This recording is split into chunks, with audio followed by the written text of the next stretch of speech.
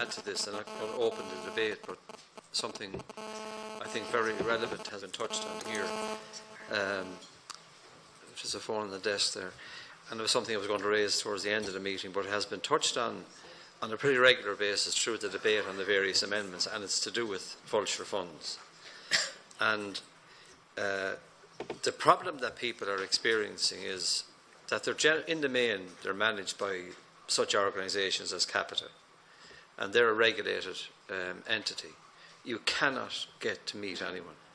It's difficult to get your papers from them if you're putting a paper trail together to get some sort of resolution. And when you do meet with them, it's shocking. It's absolutely shocking, the culture that you experience. Young people in a bank that have been conditioned to stonewall you, to be stony-faced in the face of a client that is clearly mentally upset over the whole issue. And it's not that they can't negotiate. It is that Capita, on behalf of these various funds, will not negotiate. It is truly shocking. I have attended the meetings. I've attended the Masters Court on a number of occasions. The last time I was there with a client, there was 138 cases listed for AIB. And what happened there was the Master extended the time because they were asked to do it by the banks within which these particular cases should be dealt with. And all it does is it adds further anxiety and trauma to an already wrecked family. You have to see it to really believe it. And it's the same in the Registrar's Court. And unfortunately, the banks are the ones that are facilitating all of this. It suits them. And AIB is a particular offender, as is Bank of Ireland. I raised with you an individual case of the Morrisseys and the sale next Saturday. I think that tells it all. The family have the money outside of AIB to purchase the properties in question. They have a 100-year track record. They have the quarries that they're working. There's 100 families reliant on them. And once they go to a public auction, the cartel, the three big powers in this game of quarrying, they buy the quarries, but they close them down. And as a result of that, the cost to local authorities, the cost to road construction, the cost to houses, it just shoots up, and it's controlled by three. Absolutely controlled by three. And I don't say that lightly. I say it because I've been watching this on this committee for so long. And in that correspondence to you, I was asking to stop that sale, to allow the family to buy it back at the value that the banks say that it's worth. And they're willing to do that. You protect your competition in the marketplace, and you protect the 100 jobs and the services and goods that are supplied into these quarries.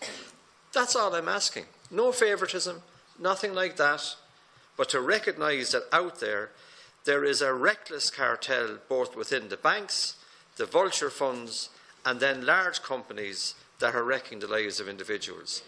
And finally, can I say to you that this committee tried on, I think, more than one occasion to get the various funds, the main players, to come in before the committee and to explain to us how they operate, what they do. And they refused point blank to come in. Now, I've dealt face to face with these funds, and I was quite shocked by them. But to think that Capita, an entity that is regulated, that is supposed to be doing it properly, is even worse than the vulture funds. I mean, I'm interested to hear Deputy Fitzmaurice, Deputy McGrath, and maybe others that have attended these meetings. It is truly shocking that that really bad culture of banking has been handed on intact to the next generation of young bankers. And the country is suffering immensely because of it. I'm not being extreme, I'm not on the edge about this, but I see it so often now. It is disturbing to me as a public representative to watch it, to come in here then and try and do something about it, and to fail. And that's why I came to you directly on the Morrissey case. I think it's just a real example of what's going on out there. And, you know, people appeal, not lightly, to people like me and to you to try and intervene. We own that bank. And at least it should be stalled while negotiations are ongoing. And Deputy Fitzmaurice made a very valid point. As negotiations are ongoing with Capita on behalf of these vulture funds, they often escalate their efforts to sell the properties in order to put pressure on the individual. And I'll finish by telling you this, and I said it in the Dáil already, and I'm not saying this in an argumentative way, I'm just putting the facts before you. I sat in front of 3 representatives of Capita with a man who himself and his family are completely broken, utterly broken, suffering terrible mental illness because of it. And all he can do is give them permission to sell every piece of property he has. That's all he can do. And when they asked, what will we do with the residual debt? They said, well, look, we can't do anything. We don't have the money, he said, to pay it. And a young girl behind that desk reached out over it, and she said to him, I want you to ask your father, your mother, your brothers, your sisters, your community, the credit union. But we want money, money, money. That's exactly the way she said it. It was horrific to listen to her.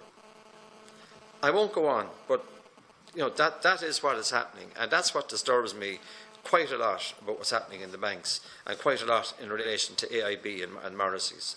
I'm sorry if I went on a bit, but that's truly what's happening. It has to be said. Sorry, was it the Minister? Okay.